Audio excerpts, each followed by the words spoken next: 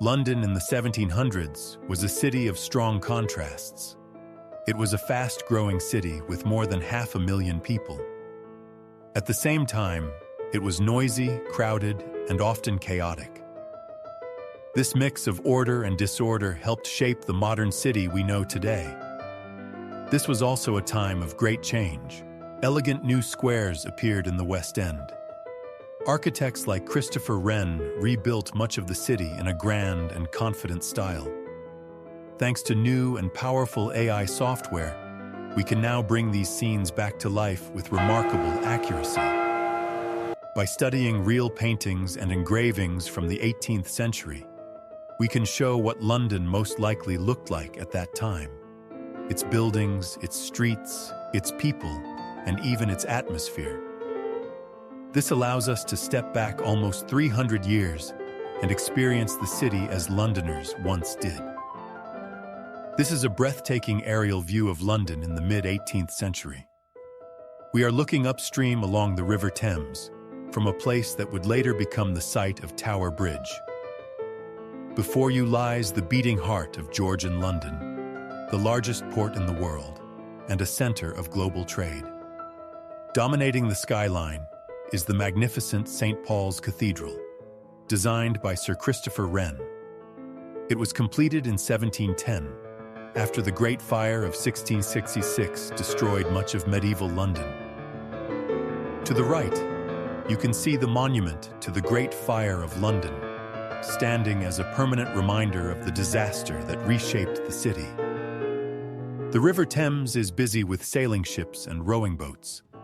This river was London's main highway, filled with goods and people from across the British Empire. Look closely at the famous Old London Bridge. It is still crowded with houses and small shops, just as it had been for centuries. This view captures London at the height of its Georgian prosperity, as it changed from a medieval town into the capital of a rising global power.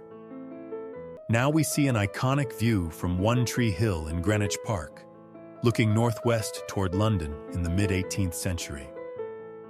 You are standing in a place that would later become one of the most important scientific locations on Earth. In 1884, Greenwich was chosen as the home of the prime meridian, the line used to measure longitude all around the world. Below us sits the elegant Queen's House, framed by the great colonnades of Greenwich Hospital. Completed in 1751, the hospital was built as a home for retired naval sailors, Britain's answer to Les Invalides in Paris. These grand Baroque buildings, designed by Christopher Wren and Nicholas Hawksmoor, were powerful architectural statements.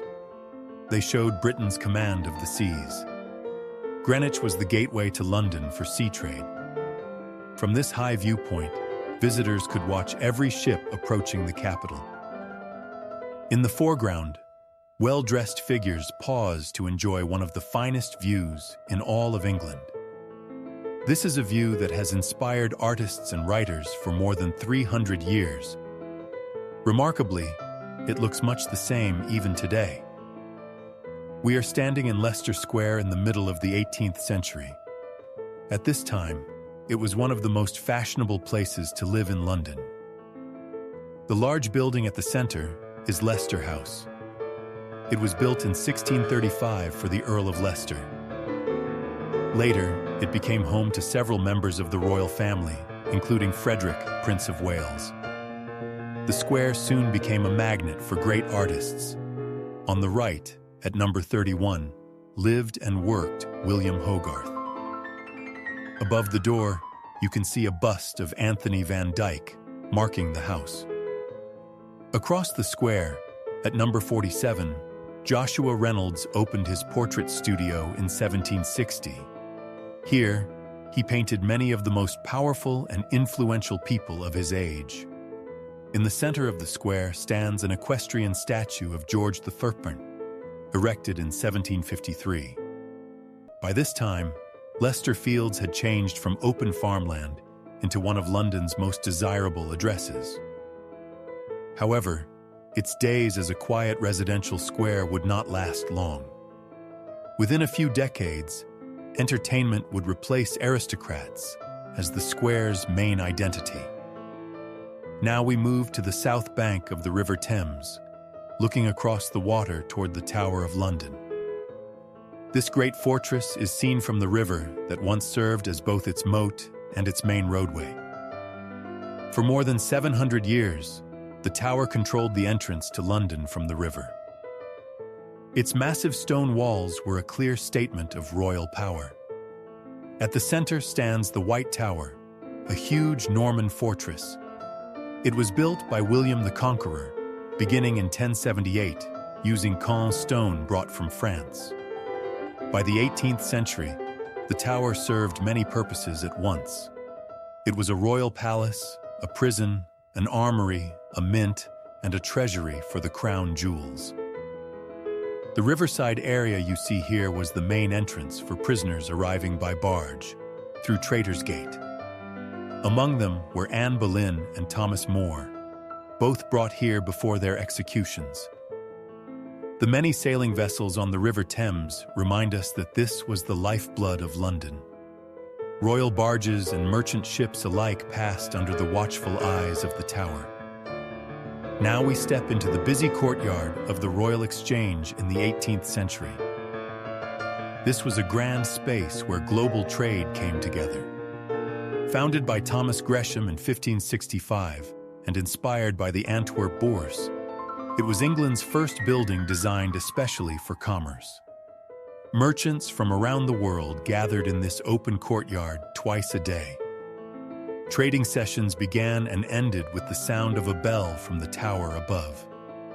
Imagine this scene. Deals are shouted out in many different languages. You hear the soft rustle of paper money and bills of exchange.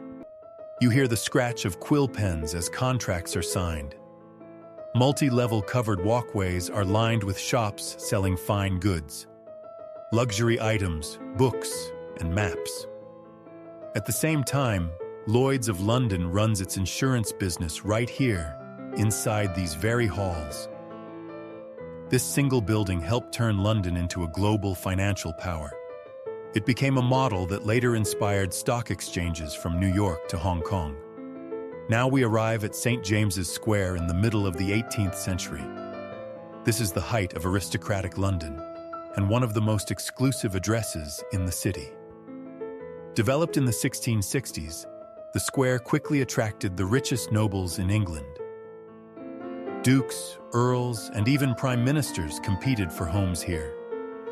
What you see now reflects changes made in the 1720s by royal landscape architect Charles Bridgeman. He added an elegant pool, about 150 feet wide, surrounded by 8 stone towers with lamps, and enclosed by fine iron railings. Before Bridgeman's work, residents described the square as rough and chaotic. It was muddy, neglected, and quite frankly, an embarrassment for such a prestigious place. In the distance, the tower of St. James's Church rises above the rooftops.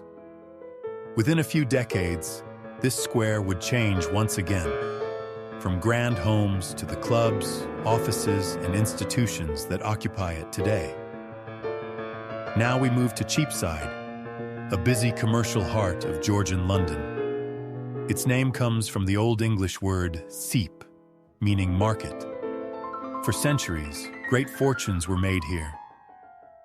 The elegant spire rising above the street belongs to St. Mary le Bow, a masterpiece rebuilt by Christopher Wren after the Great Fire. Its famous bells, the Bow Bells, defined what it meant to be a true Cockney. Anyone born within the sound of these bells could proudly claim that title. Along this wide avenue, merchants sell everything from silk and jewelry to books and spices. The shop fronts lining both sides are among the most valuable retail spaces in the world. This is not just a street. It is the Oxford Street and the Wall Street of the 1700s combined. A place where London's merchant class built their fortunes, one deal at a time. History has left us thousands of remarkable engravings and paintings from cities around the world. moments frozen in time, waiting to be brought back to life. So tell us in the comments, which city would you like to see recreated next? Your choice may appear in our next video. Thank you for watching, and we'll see you again soon.